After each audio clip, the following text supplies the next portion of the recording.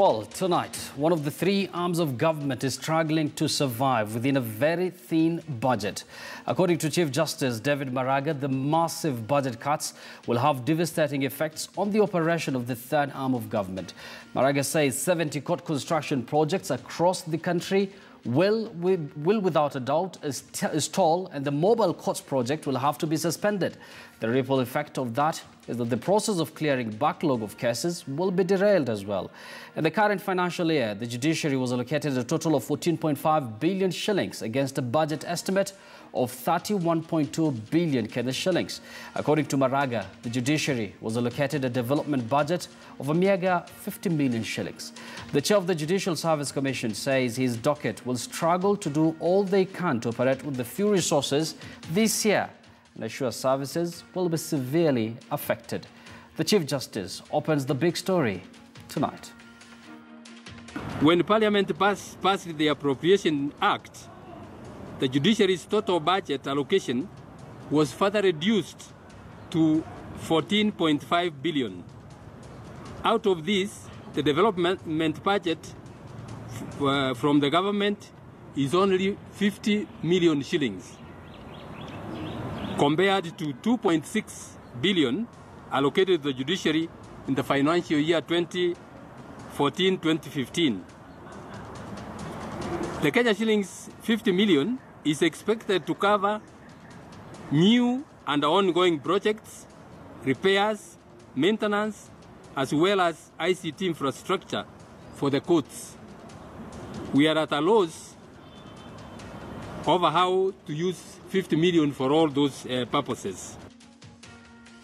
Of course, there is Chief Justice David Maraga speaking earlier today. Tonight on the show, I shall be speaking to Dr. David Safo-Ameyu, the CEO of International Center for Evaluation and Development, and lawyer Anthony Olwoch, who is Mathare Member of Parliament. Before I engage them tonight, let me now bring in our lead reporter, Sophia Wanuna, who is with Allen Gishui, the LSK chair. Sophia, good evening. Good evening, Yusuf. Indeed, that press conference earlier by the Chief Justice, who's also the President of the Supreme Court, raising the red flag on this drastic cut that he says will cause devastating effects in as far as judiciary delivery of service, halting of those mobile courts we've been seeing moving from various parts to ensure there's, even when there are no courts in various regions, they can still deliver services, hearings can continue. There's also been a huge implication in as far as the deal and the promise they'd made really to Kenyans to try and deal with the backlog, which is a serious issue. Many Kenyans having to wait for years before their matters are canvassed, saying that now also standing affected because of these cuts. And the development budget, we've been seeing them building courts around the country. He says that as well, it has stopped 50 million just to development in the financial year 2018-2019. Remember, last year they had 2.6 billion shillings. And the money they've received now, 14.5 billion shillings, is way falling short even of their recurrent expenditure, which stands at 19.8 billion shillings. So you can see, and he was asked this question by one of the journalists, do they see this as an interference on their independence? And he said yes, because what else would explain it, even in as far as being able to engage Treasury to continue to get funding from the World Bank. But let's hear from a man who is part of the judicial legal system, if you like, representing the lawyers in Kenya, the president of the Law Society of Kenya, Allen Gishui. Thank you, sir, for making time for us. This is really a red flag. This is the Chief Justice coming out to say one arm of the government has strongly been impacted by this cut in as far as their budgetary allocation. What do you make of it? Thanks, Sophie. I mean, it's tragic. I mean, for the last few months, I have pleaded with Parliament to ensure that there are no budgetary cuts to the judiciary, and this is actually alarming. When you look at 50 million shillings as development, the thing that comes to mind is what is so special about 50 million shillings? Because I hear, for example, like the illegal aid, the budget previously was 150 billion, it was cut to 50 million shillings. Mm-hmm. Did they miss 2 zeros or something? What happened? We want to know. And as Law Society, we're extremely concerned because we've been going around the country. We've been visiting our branches. And I'll give you an example. When we went to Embu, the court is 95% complete. Whatever is left is very little. But now this is actually going to constrain the delivery of services, access to justice countrywide. Now, we expected more judges to be appointed to the Court of Appeal following about 8 or 10 retirements. We expected to beef up the magistrates and the High Court. Now, where is the money going to come from? The Chief Justice has started the process and program of ensuring that all cases older than 5 years are completed by the end of this year. That is gone. So all I can tell to the ordinary Kenyans, I am so sorry, but now our hands are tied. If Parliament does not review this harsh reduction, we're going back to the dark old ages where cases would take 10 to 15 years to determine. Yeah. Well, what do you read into these cuts? Of course, there's a lot of speculation around why would such, shortcoming in as far as getting to what even the judiciary needs, leave alone what it has asked for. What do you think made this happen? I honestly have no idea. And I think one of the issues we're going to take up urgently this week is that we as LSK are going to write to the Senate because courts in the counties are going to suffer. We're going to write to Parliament, we're going to write to the AG and ask for a crisis urgent meeting to intervene and see how we can resolve this. Because I don't think this is fait accompli. There must be something that can be done. Now, what is particularly worrisome is there's certain projects which are funded by the World Bank that are supposed to be concluded by the end of this year. But if the government does not up its game and increase the finances, the World Bank will pull out. Now, getting that funding from the World Bank will probably derail us for another 4 years. Now, I can't understand what's happening. Yeah. Now, remember, the Constitution is very clear. Cases under Article 50 are supposed to be concluded within reasonable time. Now, how will this impact the fight against corruption? When we don't have the resources to fight that, when you don't have sufficient judges and magistrates to fight against corruption, how does that impact when His Excellency the President said very clearly that for now we're only going to ensure that existing projects are completed? Now, if we don't have funds to complete those projects, what happens? Yeah. Everything takes a back burner? Let's talk about the other two arms of government because they have criticized the judiciary before. The executive, we've had the president, at least last year in heat of the campaigns, talking about we'll revisit. In terms of the Parliament, National Assembly and Senate, we've also had them saying the judiciary is interfering with some of the processes. So do you see this as hitting back? I honestly cannot speculate. I mean, look, we had a heated political situation last year. But look at what handshake did. Maybe it's high time the Chief Justice also has a handshake with Parliament. And maybe that will open up doors because I just can't imagine what's happening to this country. We have fought so much to ensure that the gains of democracy move forward, that the realizations and dreams of the ordinary Kenyans in ensuring that justice is done in expeditious ways will be achieved. But this takes us back. It takes us back about 5-10 years. Yeah. That's the reality. We have so many young lawyers who are coming into the market, who can also have gotten employment opportunities by joining the judiciary. Now that can happen. We have so many issues like, for example, court-mandated mediation that's supposed to kick off countrywide. That program has been on for the last 10 years. And ADR is really going to achieve a lot in increasing investor confidence. What do we do about that? I mean, we're just sending the wrong message to investors. Because one of the most important things that an investor asks is, if I have a dispute in Kenya, how fast will it be resolved? Now, what message are we sending out to investors? Yeah. That, oh, sorry, come here at your own peril? Is that what we're going to say? Paint a picture for our viewers and Kenyans in general. What, in your view, this means going forward? When we hear mobile courts, that will stop. When we hear backlog, that remains in limbo. Paint for us a picture. Well, let's put it, 15 years ago when we had backlog of cases, let's start with the Court of Appeal. You would wait for about an average of 10 years or more for an appeal to be determined. Nowadays with the Court of Appeal, because we got quite a number of judges before 8 or so retired, you could have actually had your appeal determined within a year. Now, what will that impact? We have increasing number of cases on appeal, same number of judges, limited capacity. Now, when I look at the press of the Chief Justice, ICT that was supposed to be rolled out has now been frustrated. Go to Tanzania. Let me tell you, Tanzania is actually ICT compliant. I understand most of the cases are supposed to be filed through e-filing. Same with Rwanda. Rwanda has been ahead of the game for quite a while. But what about us, Kenya here? For how long are we going to play catch-up? I think it's high time we have this conversation around the table. I remember 2 months ago, I wrote to the Chief Justice, and I requested him to call for a meeting And I think that is something in the process where we can sit down and discuss between the Parliament, Executive, and Judiciary, and professional bodies, the law society, and the civil society on this issue of A, disobedience of court orders, 2, delayed justice. Now, I have no idea where that's going to place us now.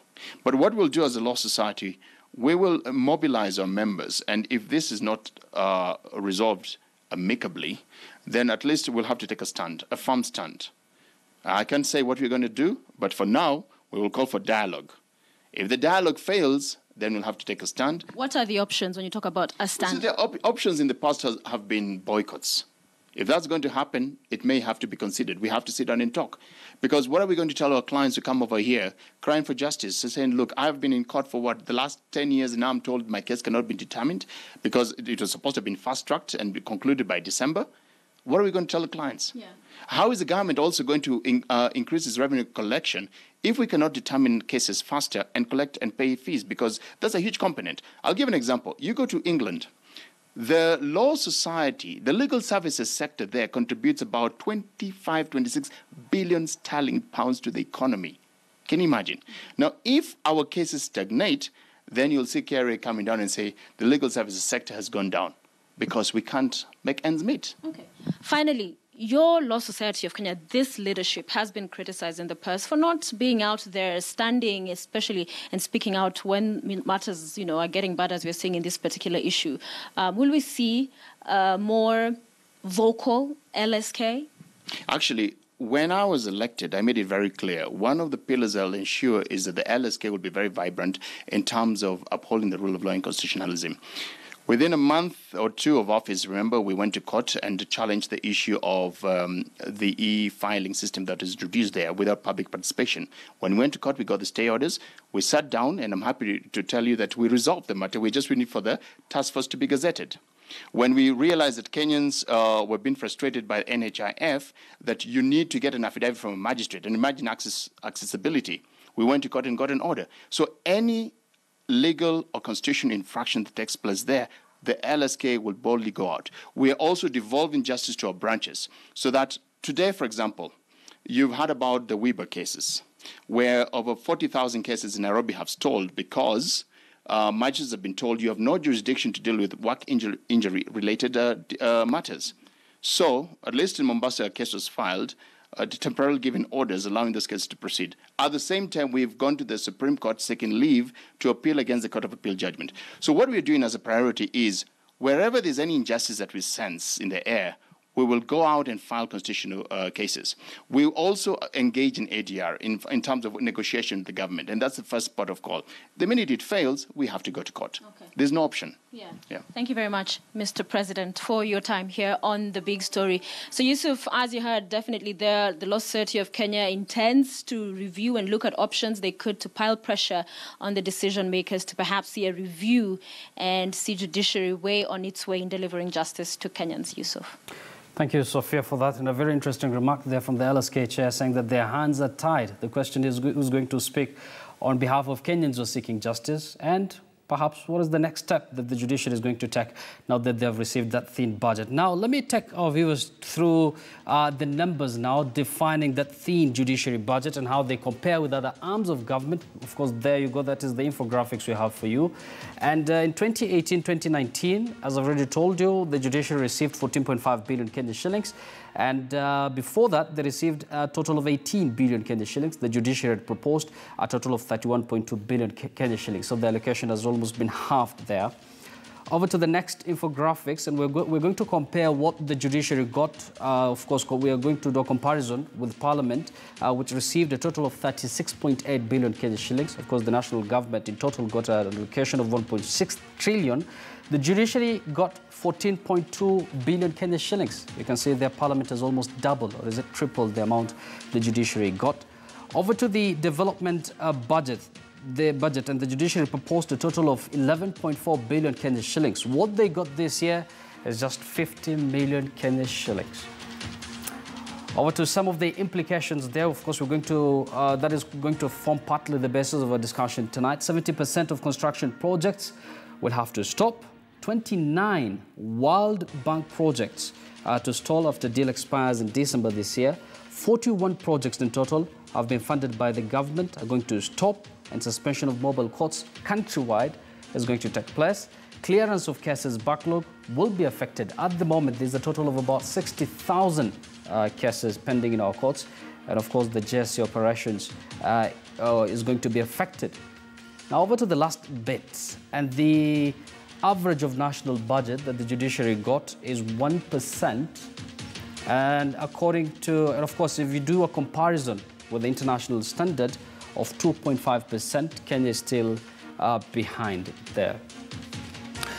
Once again, today I have Dr. David Safo Ameyu, the CEO of International Center for Evaluation and Development. And joining us from our CBD studios is lawyer Anthony Olwach. Of course, he also doubles up as a member of parliament for Mathare. Good evening, gentlemen, and welcome to the program. So, Wakili, let me begin with you. And of course, you are a member of parliament. And from the allocations there, parliament has received almost thrice the amount judiciary received. From your own point of view, do you think this is fair? And what are you reading in this first? First of all, the purpose of budgeting and allocation is budget, is to ensure that each arm of the government is able to carry out its mandate as contemplated under the Constitution. I think what should worry Kenyans here, other than the infrastructural development and the informatics that you have just displayed, is more importantly the question of the functional independence of the judiciary. Under the Constitution, there are three arms of government, each of which should operate independent of the other. The second thing is about the administration of justice. The chairman of LSK has just talked about the backlog that is likely to result as a result of this. And I think Parliament, like any other institution, Parliament, of course, under Article 95 of the Constitution, has the exclusive right, especially the National Assembly, to be able to budget and appropriate over and above the question of oversight of government and appointments. But like any other discretion, it can be abused. So the question that we must ask ourselves in light of this cut, which in my view is very drastic, are two or three questions. One, it is possible that they could have cut it as a result of wastage. So if this is what informed the cuts, then we must ask ourselves, in comparison, what kind of wastage have we witnessed and seen in government? It is lots and lots of wastage. So I think if there was going to be any cut, it should have been in the central government and the arm dealing with the executive. The other reason that could inform the Budget and Appropriation Committee in terms of why they could have cut is a question of absorption. If this is the case, then we must be told, an explanation has to be given to the judiciary and to the rest of the public, what kind of absorption rates compared in terms of the parliament, the legislature, and the executive. The third reason could be corruption.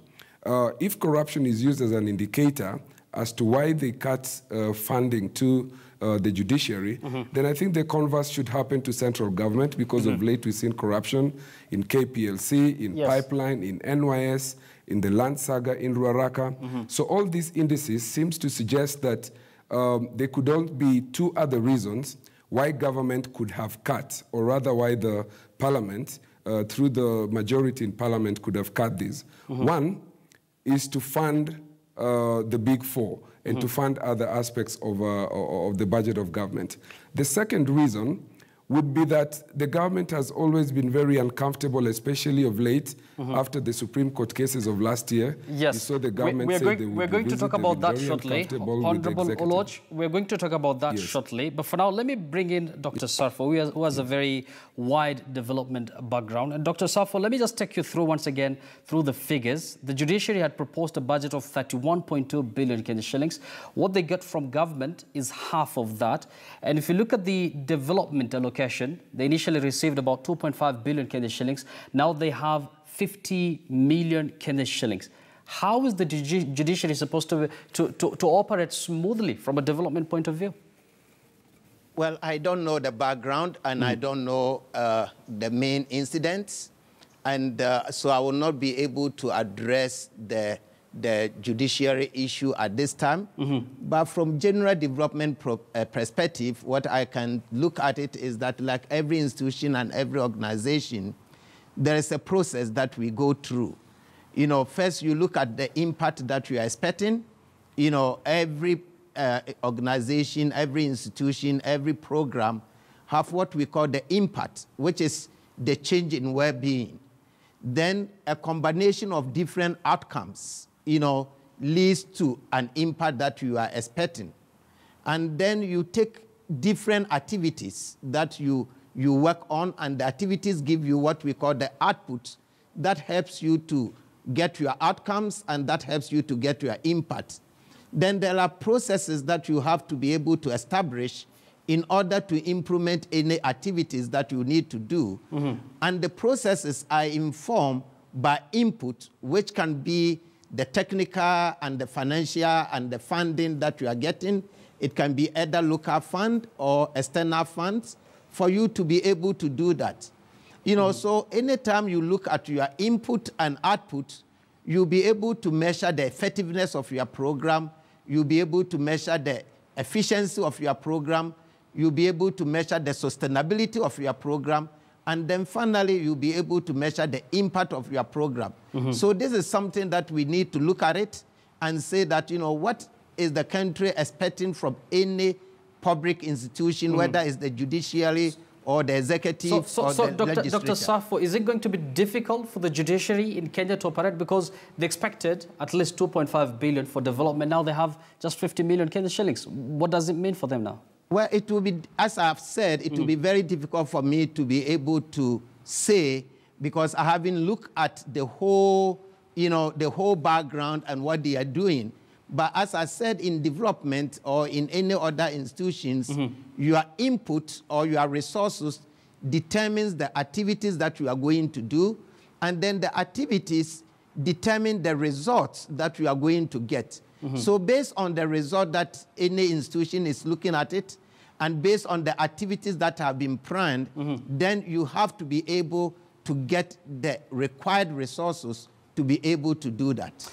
Honorable Ulwatch, from Dr. Safo's point of view there, when it comes to results, should Kenyans expect, you know, results from this kind of judiciary, which has only 50 million Kenyan shillings for its development?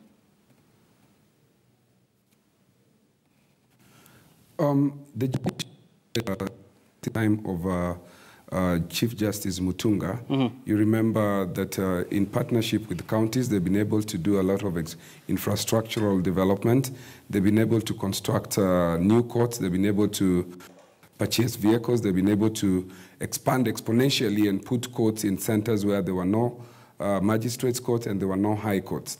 What this means in terms of the cut from 245 billion to 50 million is that the continued development and the continued devolution of courts in far-flung areas that already that judiciary still will be. It seems we have. It seems we have going forward. It seems we have a technical hitch there, but I'm going to talk to Honorable Ulwatch shortly. But still, I have Dr. Safo with me. Now, Dr. Safo, let's talk about the economic impact of this move, where, you know, the budget for judiciary has been drastically reduced in this country.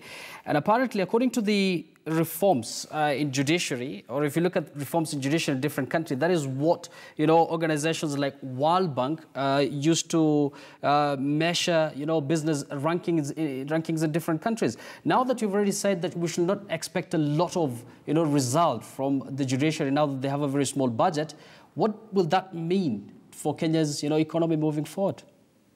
Well, as I have said, you know, depending on the impact that you are expecting or the result that you are expecting, and the result always come from different stakeholders.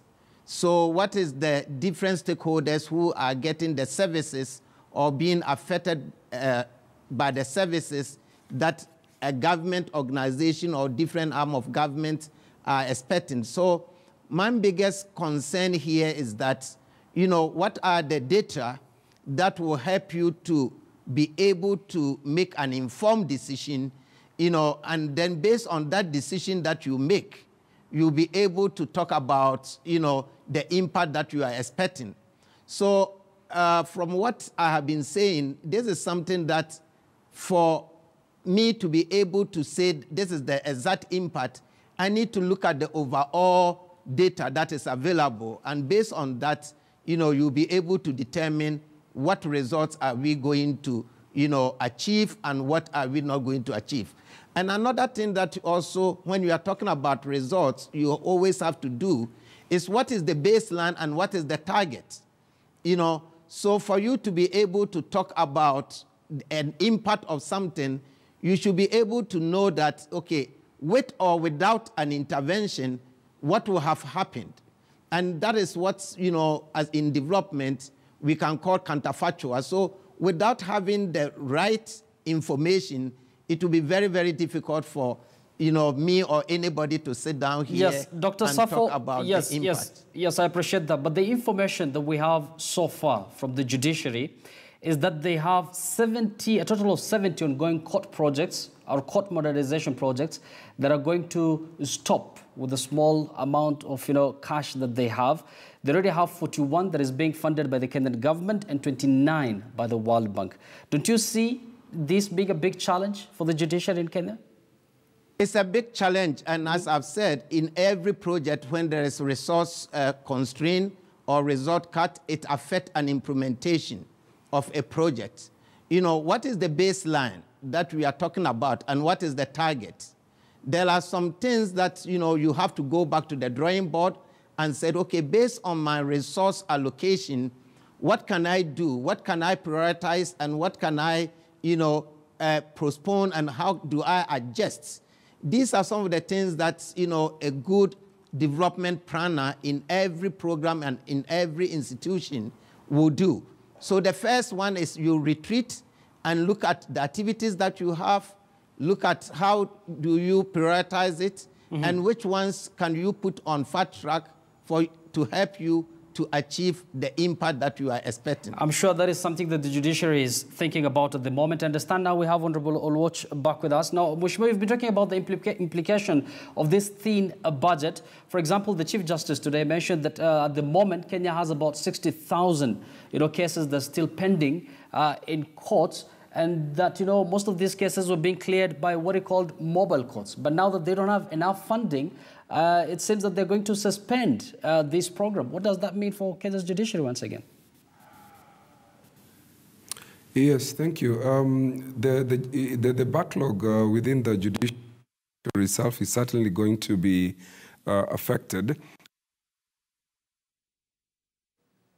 One infrastructural projects that were taking place and under 20. It seems we have a problem with the connections there with lawyer Anthony Oluoch. Of course, he doubles up as a member of Parliament. I think we're going to take a very short break. Of course, we're going to continue with this discussion at a time when the Kenya's judiciary has received almost half of the cash that they had asked for from the government. They had given a budget of about 31.5 billion Kenyan shillings. What they got is around 14.5 billion Kenyan shillings. What does this mean for Kenya's judiciary moving forward? We're going to continue this discussion. Stay with us.